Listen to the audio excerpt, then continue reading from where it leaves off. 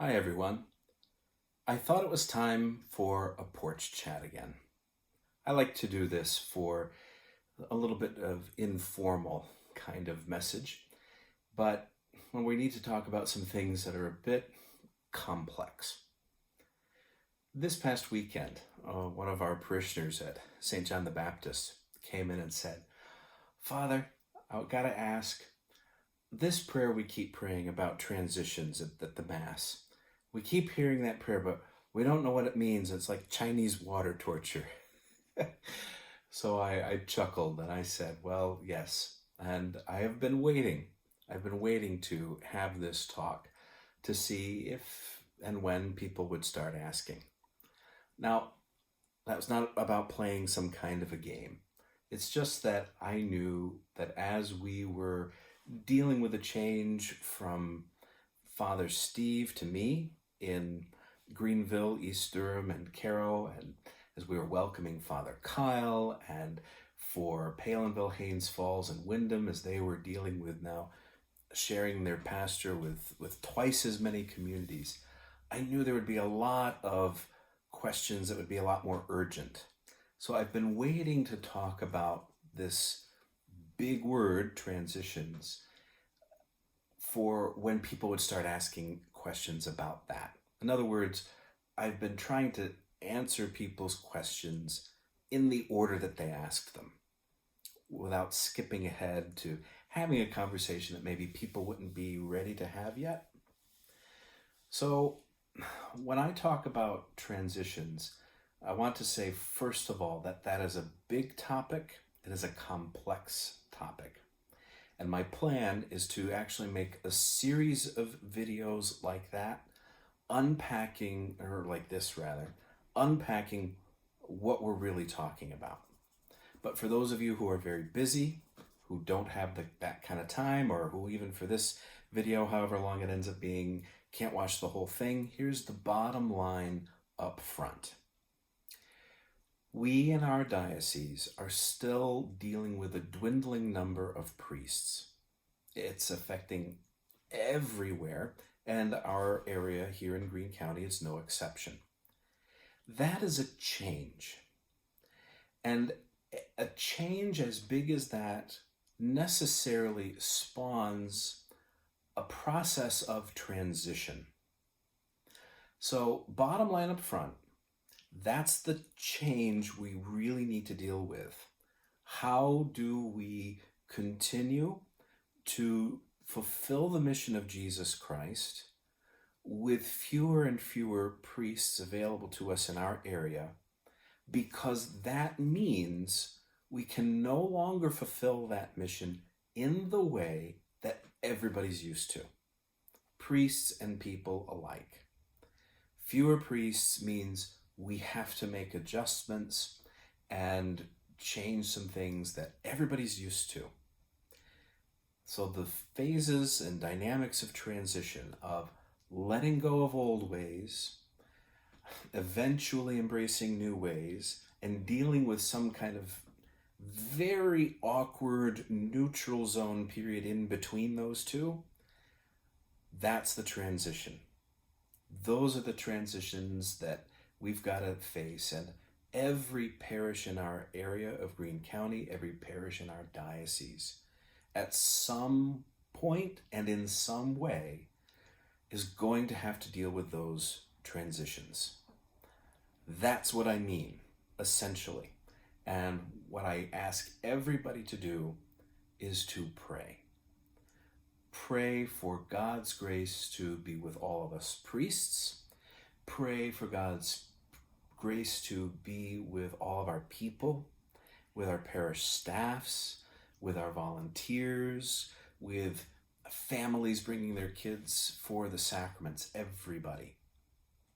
Pray that everybody is open to that process of transition and being led by God's grace through that process.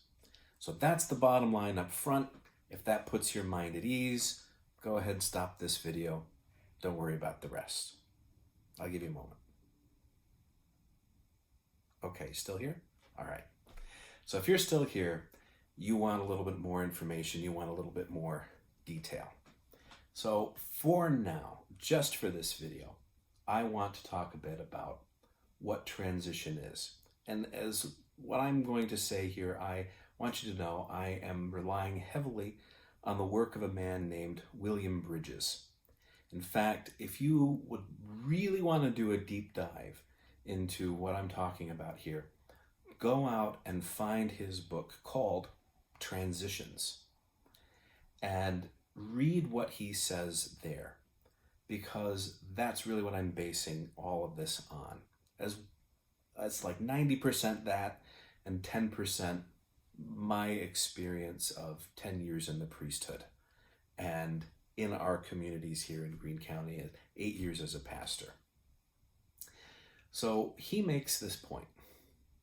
Whenever we deal with a major change in life, it spawns a period of transition.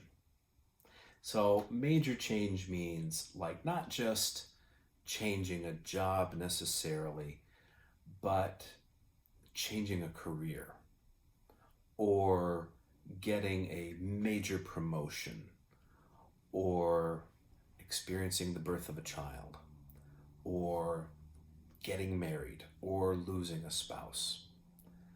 Those kinds of changes spawn a process of transition. Here are some things that's important to understand. With change, there's an A and then there's a B. There's a before and then there's an after. It's like flicking a switch, on and off. But with transition, it's more complex. There's more time involved. And instead of there just being an A and a B, there's an A, a B, and a C. Here's how he describes it. That first part is a period of ending, or endings, plural. In response to a change that has happened, I now need to let go of some things, maybe even grieve some things. I might have to deal with a loss of a sense of identity. That kind of thing happens when one gets married or becomes a parent or is widowed or your kid moves out of the house. You understood yourself one way before the change, but after the change, that prior way of understanding yourself is no longer appropriate, it no longer fits, and you've got to deal with that. And part of dealing with that is letting go of the old way. That takes time. It usually takes a little bit of trial and error. It might even be something that happens in phases or in increments, where you can let go of some things today and maybe some other things next week and more 6 months from now. There's also a period of beginnings. So after you have let go of the old ways, there is this time where you are used to the new way, you've reformulated your identity, and you're ready to move forward. You're able to embrace that change and really live in the new reality and thrive in it. That's a period of beginnings. It also tends to take some time. It also probably happens in phases and incrementally, where you go and you are taking that new job or you're in that new career, and after that first few months, okay, you know the routine and you're starting to be able to anticipate needs and see down the road a little bit with what's coming up and plan and respond a bit more proactively. That's the beginning of a beginning. And then after a year or after 5 years, things are old hat. You've really formulated your identity, you know your place, your relationships have shifted, and you're really living into that and you're thriving in that. Beginnings. Now, what he points out, this guy, William Bridges, that it is very important and all too often is overlooked in our contemporary American society, where we're all about efficiency and things have to happen very fast, is that between the period of endings and the period of beginnings, there's this middle part that William Bridges refers to as the neutral zone. It's the time of the no more but not yet. It's the time where we've let go of what was before the change. We've let go of how maybe we understood ourselves or what our relationships meant, what our place was in the world, and so on. We've let go of that, and we've accepted that something new will come, but it's not here yet. Or it's not yet clear what that is. Or we don't really understand it, or we don't yet know how to embrace it. We don't know what that looks like. That middle period is extremely awkward. It's very uncomfortable, very unpleasant. Nobody likes it.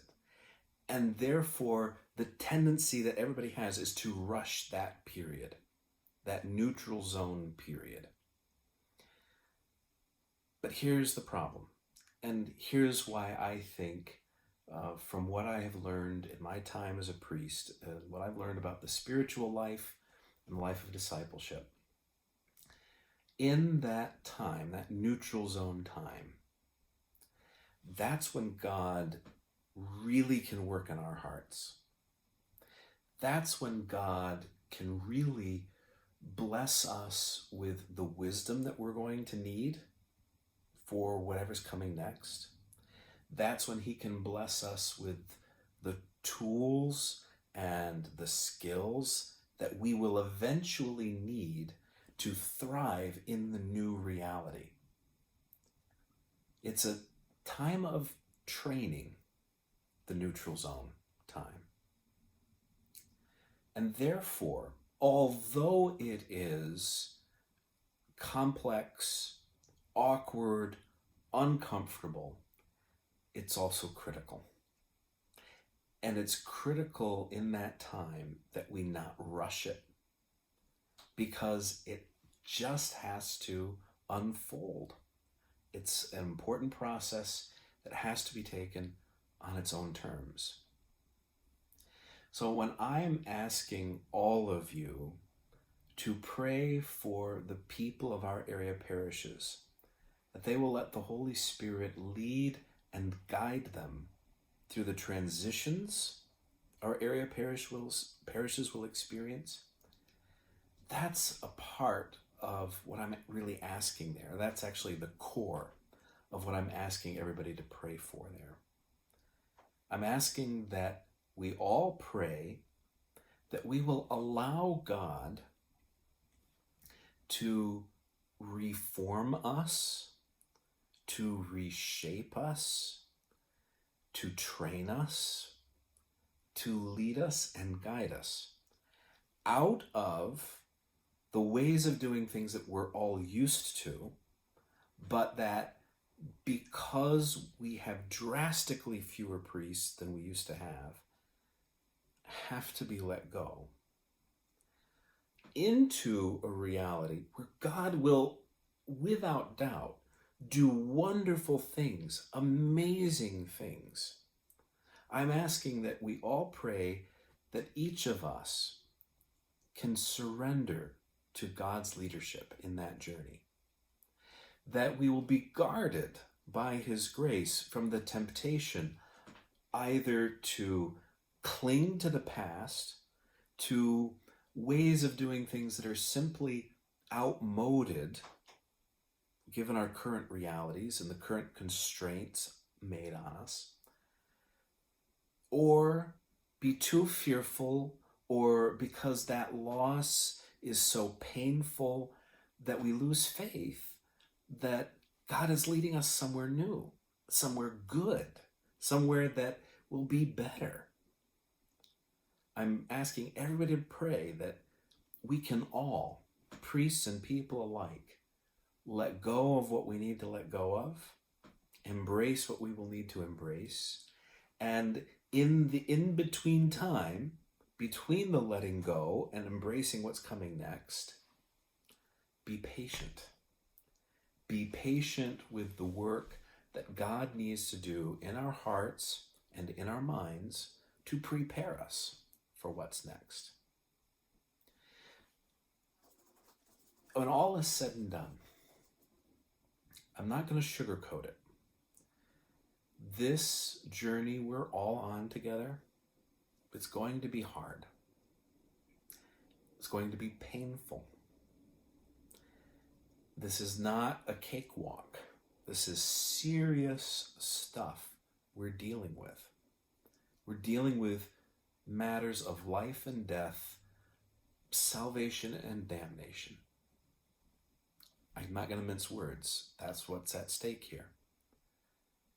However, no one should be fearful about what's coming. No one who is a person of faith should be worried that they're going to be abandoned or that God is somehow going to leave them behind, or doubt that God will make every necessary provision for our well-being before, during, and after this whole transition process. How long will it take? Only God knows. But what I can say definitely is we are already in the midst of it. All of our communities have already been dealing with these dynamics. All of our priests have already been dealing with these dynamics for years. What I'm doing now, what I see as my part of my mission from God right now, is to name it, to call our attention to it, to engage it intentionally, not just so that it's something that's happening to us, but that it's something that we are entering with faith, with hope, with charity, allowing God to move us along. So I hope this helps to give some clarity and some reassurance to what that prayer mass has been about, what I am about, and as well I hope that this brings some challenge. Really, please do hear that call to prayer that I am making for all of us and engage it. Really do pray, because it won't be easy, but it will be good. And if we allow God to lead us where God wants to lead us in His time, I have no doubt at all whatsoever that we'll be glad we did. Peace be with all of you, and with all who love the Lord in simplicity of heart.